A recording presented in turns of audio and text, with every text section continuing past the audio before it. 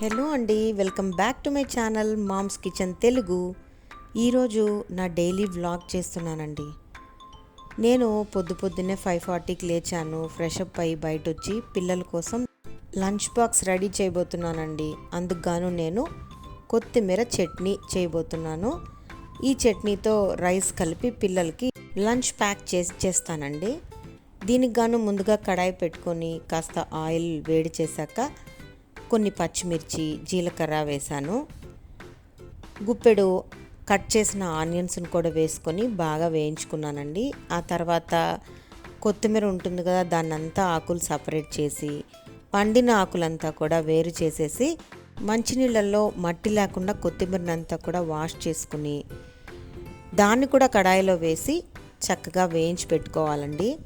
ఇందులో కొంచెం చింతపండుని నీళ్ళల్లో నానబెట్టి గుజ్జు తీసుకొని ఈ వేయించి పెట్టుకున్న కొత్తిమీరలో కాస్త ఉప్పు కూడా యాడ్ చేసుకుని మిక్సీలో గ్రైండ్ చేసుకునేటప్పుడు ఈ చింతపండు నీళ్ళతో గ్రైండ్ చేసేసుకున్నాం అనుకోండి, కొత్తిమీర చట్నీ రెడీ అయిపోతుంది.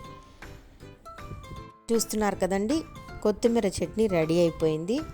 దీన్ని వేడివేడి అన్నంలో నెయ్యి వేసి కలుపుకొని లంచ్ బాక్స్లో ప్యాక్ చేసేస్తే పిల్లలు ఇష్టంగా తింటారనమాట.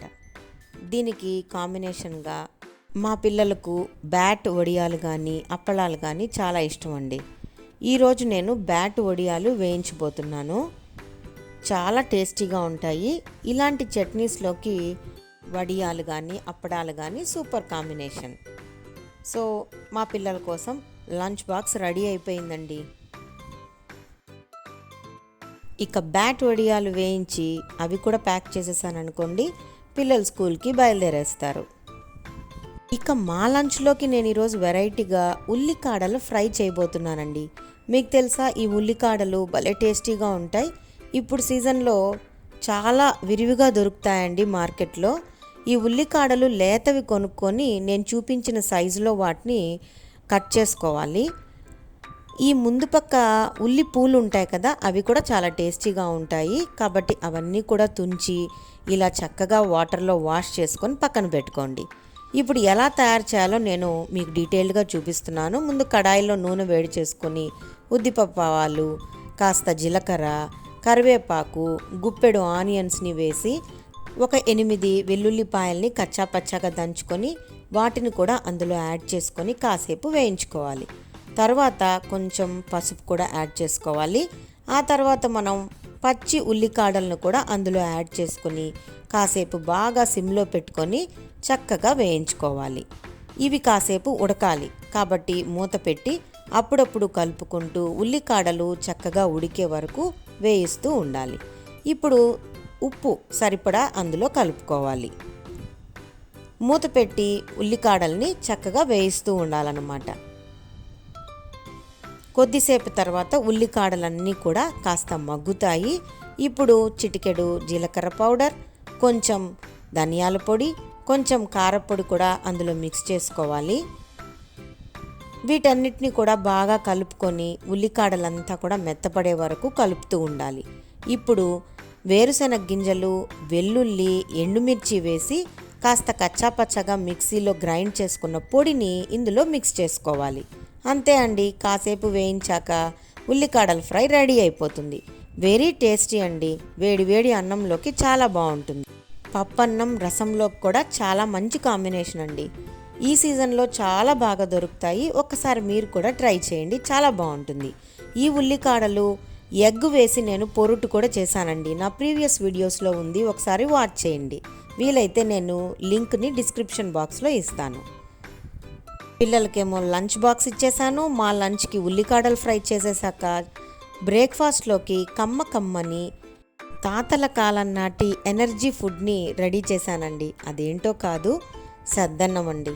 నిన్నటి అన్నంని బాగా నలిపి అందులో పెరుగు, ఉప్పు, పచ్చిమిర్చి, ఉల్లిపాయలు వేసి బాగా ఊరబెట్టాను.